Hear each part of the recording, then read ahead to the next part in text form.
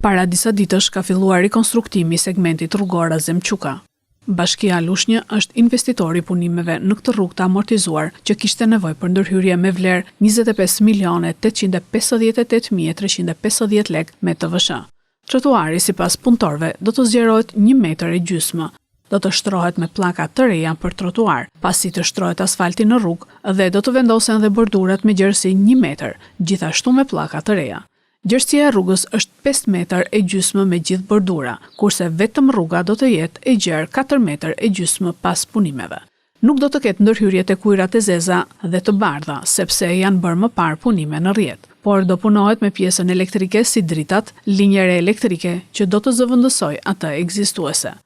Kujtojmë që aktualisht automjetet nuk po kalojnë tek rruga Azemçuka për shkak të punimeve, por po kalojnë tek rruga pranë zyrave të OSHE, që është me sens së kundërt lëvizje me rrugën që po rikonstruktohet.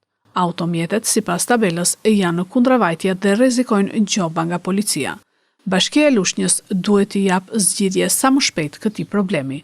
Afati i përfundimit të punimeve për rikonstruktimin e segmentit rrugor Azemçuka është pas 5 muajsh.